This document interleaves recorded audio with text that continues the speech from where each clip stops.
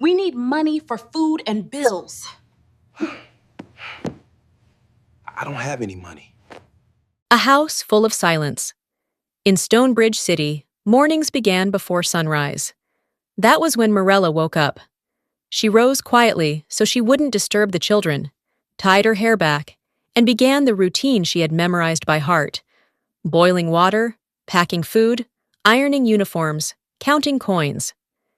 Every movement was careful, precise, stretched to make her small salary reach places it was never meant to reach.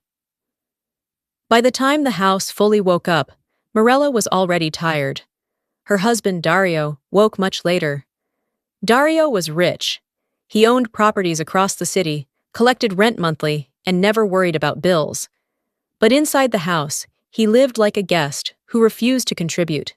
He ate first, he ate the most, and he never asked where the food came from. After breakfast, he stretched, picked up his phone, scrolled endlessly, or turned on the television. Some days he slept again. Other days he complained that the food wasn't hot enough. Mirela went to work. Her job paid little, but it paid consistently. And consistency was what fed the children, paid school fees, bought medicine, and kept the lights on. When the kids needed shoes, Mirela bought them. When school called, Mirela went. When rent was due, Mirela found a way. Dario always had an excuse. The money is tied up. Business is slow. You worry too much. And then he would turn back to his phone. At night, Mirela cooked again. Dario complained again. The children watched quietly, learning lessons no one ever taught them out loud. One day, Mirela came home early from work. Her salary delayed that month, her heart heavy. She overheard Dario on the phone, laughing. "I can't help her," he said casually. "She'll manage. She always does." He was talking about her. "You're the only one I love," she heard him say. "I'll send you 1 million for your clothes and makeup. My girlfriend has to look beautiful." She stood there in disbelief. At night, Mirela couldn't sleep. Thoughts flooded her mind. Dario's phone lit on the nightstand, while he snored, laying next to her. She decided to check the phone, to see who he was talking to earlier. What she saw broke her heart. Dario wasn't just stingy, he was funding another life. A younger woman, gifts, trips, cash he claimed he didn't have. Money he refused to use on his own wife and children. That night, Mirela didn't cry. She sat on the edge of the bed and counted years instead of money.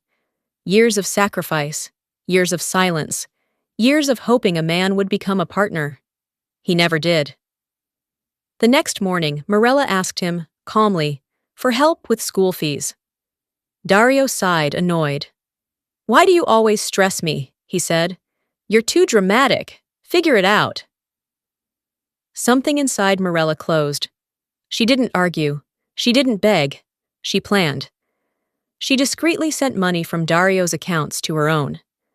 She knew he would barely notice, as had a lot in different accounts.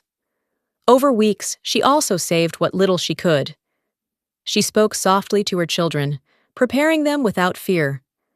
She packed slowly, like someone leaving a house that had never really been a home. The day she left, Dario was asleep on the couch, television still playing. Mirela looked at him once. Not with anger, not with hate, with clarity. She walked out with her children and her dignity. No shouting, no scene.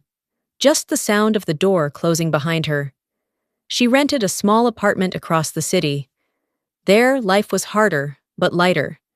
There was laughter again. There was peace. There was food shared fairly.